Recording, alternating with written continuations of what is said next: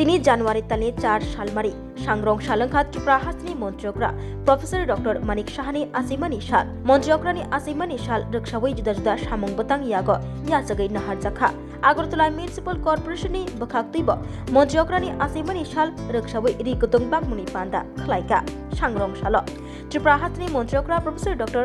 मानिक साहानि आसिमानि साल रोखसावै आगरतला म्युनिसिपल कर्पोरेशननि 8 नं वार्डनि बखाक्तै रिकुतुं बागमुनि पान्दा खलाय जाखा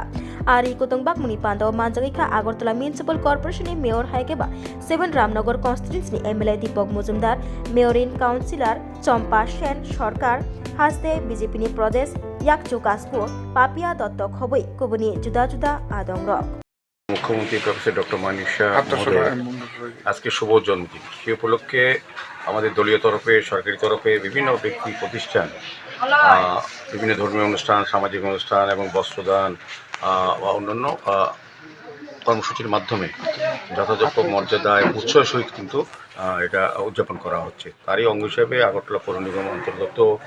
আমাদের 8 নম্বর ওয়ার্ডে যিনি মাননীয় কর্পোরেটর আছেন, যিনি এমএসি মেম্বার শম্পা সরকার সেন সরকার মহোদয়া, ওনার বিশেষ উদ্যোগে আজকে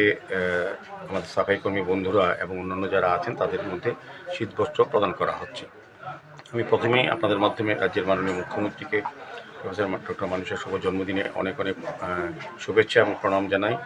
আমাদের প্রার্থনা করি মাতৃপুরুষের কাছে ওনার দীর্ঘায়ু কামনা করি, সুস্বাস্থ্য কামনা করি, যিনি রাজ্যে উন্নয়নে যে নেতৃত্বে কাজ করছেন যেন আগামী দিনে সুন্দরভাবে করতে পারেন সবাইকে নিয়ে, এটাই আমার প্রার্থনা থাকবে। এবং পাশাপাশি আমি ধন্যবাদ জানাই এই অনুষ্ঠান আয়োজন করার জন্য বিশেষ করে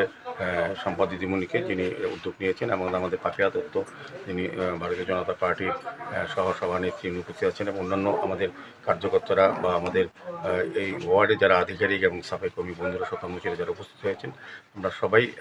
মুখ্যমন্ত্রীর আরোগ্য এবং বলব যে দীর্ঘায়ু এবং উনি যে সুস্থ থেকে মানুষের যে কাজ করছেন রাজ্যের উন্নয়নে আরও বেশি করে আত্মনিয়োগ করতে পারেন এবং কাজ করতে পারে, ভগবান যাতে শক্তি দেয়। এই কারণে আজকে এই শুভেচ্ছা বিনিময় অনুষ্ঠানের মাধ্যমে মানুষকে নিয়ে ইনি কাজ করেন সারা রাজ্যে, এই মানুষকে কিন্তু আজকে উনি বস্ত্রদান করছেন। আমি ওনাকেও ধন্যবাদ জানাই।